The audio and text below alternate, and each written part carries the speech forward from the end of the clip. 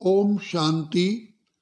पिता परमात्मा को ही सृष्टि का रचता, पतित पावन, दुख हरता, सुख करता, गुणों का सागर भंडार और दाता कहा जाता है।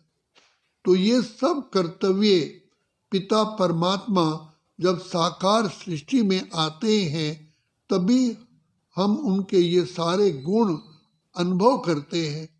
देखो, परमात्मा के लिए कहा जाता है पार ब्रह्म परमेश्वर तुम सब के स्वामी। तो पिता परमात्मा तो ब्रह्मलोक के रहने वाले हैं, जिसे मुक्ति धाम, शांति धाम, परम धाम कहते हैं। और हम सब आत्माएं तो इस साकार मनुष्य लोक में हैं। तो हम आत्माएं परमात्मा पिता को कैसे पहचाने, उसका परिचय ही नहीं है। क्यों? क्योंकि हम खुद ही अपने को भूले हुए हैं।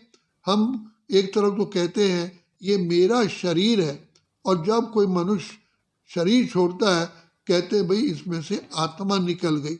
अब कर्म कौन करता था? आत्मा के निकल जाने के बाद तो शरीर की कर्म इंद्रियां कुछ भी कर्म नहीं करती।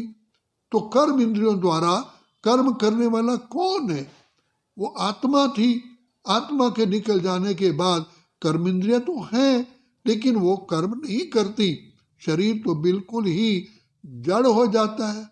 तो परम पिता परमात्मा हमें याद दिलाते हैं, पहले हमें अपनी खुद की पहचान देते हैं। लेकिन वो कैसे देंगे? तो क्योंकि ये एक मेडिकल साइंस है कि आत्मा बिना मुख के नहीं बोल सकती, बिना कानों के नहीं सुन सकती, तो बिना हाथों के कोई चीज नहीं उठा सकती। तो परम पिता परमात्मा को भी ज्ञान सागर को ज्ञान देने के लिए मनुष्य तन चाहिए। तो मनुष्य तन में प्रवेश करते हैं, जिसका नाम रखते हैं प्रजापिता ब्रह्मा। और वैसे भी दुनिया में गाया जाता है कि ब्रह्मा के द्वारा ही नई दुनिया की सृष्टि की रचना रची गई। तो जब सृष्टि कलयुग का अंत होता है, सतयुग बीत गया, त्रेता आया, त्रेता बीत गया, द्वापर आया, द्वापर बीत गया, कलयुग आया। तो कलयुग के बाद सतयुग को तो आना ही आना है। लेकिन सतयुग कौन लाएगा? तो परम पिता परमात्मा इस पतित विकारी भ्रष्टाचारी दुनिया में एक वृद्ध तन का आधार लेते हैं। तो जिसके द्वारा मुख द्वारा पहले हमें अपनी पहचान देते हैं, बच्चों को पहचान देते हैं। तुम कौन हो? तुम भूल चुके हो, अपने को देह समझ रखा है। क्या एक तरफ कहते हो ये मेरा शरीर है, मुझे एक दिन छोड़ना है। तो कौन शरीर छोड़ेगा? शरीर थोड़ी कहेगा कि मुझे शरीर छोड़ना है। तो शरीर में आत्मा विराजमान है। बोलते हुए भी, कहते हुए भी हम अपने आप को भूल गए।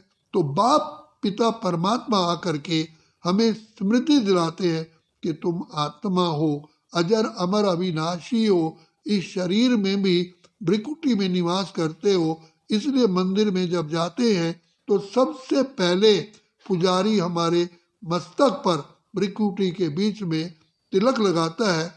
इसका अर्थ ही यही है कि तुम आत्मा हो। जब तक अपने को आत्मा नहीं समझोगे, आत्मा की स्थिति पे नहीं आओगे, तब तक प्रभु मिलन नहीं हो सकता। तो पहले सेल्फ रियलाइजेशन करो। सेल्फ रियलाइजेशन ही गॉड्स रियलाइजेशन है। आत्म अनुभूति से ही पिता परमात्मा की अनुभूति होती है। तो शिव बाबा हम बच्चों को हमें अपनी स्मृति लाते हैं।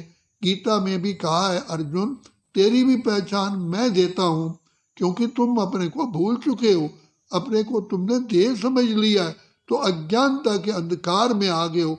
इससे और बड़ा क्या अंधकार हो सकता है जो मनुष्य स्वयं को नहीं पहचानता हो, अपने घर की पहचान नहीं हो, अपने बाप की पहचान।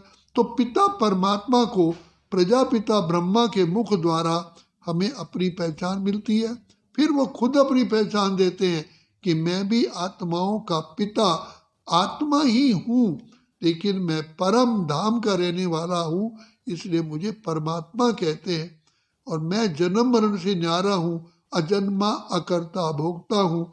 लेकिन इस कर्तव्य को करने के लिए, तुम आत्माओं को ज्ञान देने के लिए, तुम्हारी सदगति करने के लिए मुझे इस वृद्ध तन में आना पड़ता है।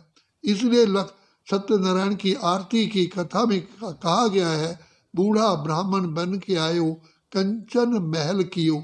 तो पिता परमात्मा इस ऋषि पर आकर के नई दुनिया, सतयुगी पावन दुनिया स्थापन करते हैं, जहाँ कंचन महल होते हैं, हीरे जवाहरात से जड़े होते हैं, सुख शांति की, खुशहाली की बरसात होती है। तो ऐसी दुनिया बनाने के लिए परमात्मा पिता को कल्प कल्प आना पड़ता है। जैसे मकान खंडर हो जाता है, गिरने वाला होता है, तो मकान का मालिक आकर के नया मकान बनाता है, पुराने को तोड़ता है, क्योंकि पुराना तो कभी भी किसी समय भी गिर सकता है। तो पिता परमात्मा भी नई दुनिया के रचयिता होने के कारण वही कार्य करते हैं। आज तक दुनिया new India, new make in India सब कहते हैं, राम राज्य हो, लेकिन आज आप देखिए आज़ादी को लिए हुए 75 वर्ष से भी ज़्यादा हो चुके हैं, तो क्या ये भारत राम राज्य बना? अब स्वयं राम के भी राम जो पिता परमात्मा शिव बाबा है, जो ही भोलानाथ भोला भंडारी है, कल्याणकारी है, सदगति दाता है, वो आकर के ये कर्तव्य कर रहे हैं, हमें ज्ञान और योग की शिक्षा देते हैं। ये पढ़ाई है, जैसे स्कूलों में पढ़ कर के डॉक्टर, इंजीनियर, बैरिस्टर आदि बनते हैं, ये भी पढ़ाई है। यहाँ पर पिता परमात्मा आकर के नर को श्री नारायण, नारी को लक्ष्मी बनाते हैं, क्योंकि सतयुग दुनिया में नारी लक्ष्मी है, नर नारायण है, लक्ष्मी नारायण का राज्य होता है। तो यथा राजानी तथा राजा रानी तथा प्रजा है। तो जब राजा रानी लक्ष्मी नारायण है तो प्रजा भी तो वही होगी। और ऐसी दुनिया बनाने के लिए भगवान को स्वयं आना पड़ता है, इसलिए उसे कहते हैं स्वयंभू, खुद प्रकट होते हैं, और वो प्रकट हो चुके हैं। यही समय है विधाता से, वरदाता से भाग्य बनाने का, वरदानों से झोली भरने का, अपनी जीवन को श्रेष्ठ बनाने का, काले से गोरा बनने का, भाग्यहीन से भाग्यवान बनने का यही केवल समय है। कल्प कल्प में, सतयुग, त्रेता, द्वापर, कलयुग, इस चारों युगों के चक्र को एक कल्प कहा जाता है। कल्प कल्प के संगम युग पर आकर के पिता परमात्मा ये कर्तव्य करते हैं, जिनका प्राचीन काल से गायन है गीता में, यदा यदा ही धर्मस्य ग्लानिर्भवति भारत, तो अभ्युत्थान अधर्मस्य तदात्मानं सृजाम्यहम् हम।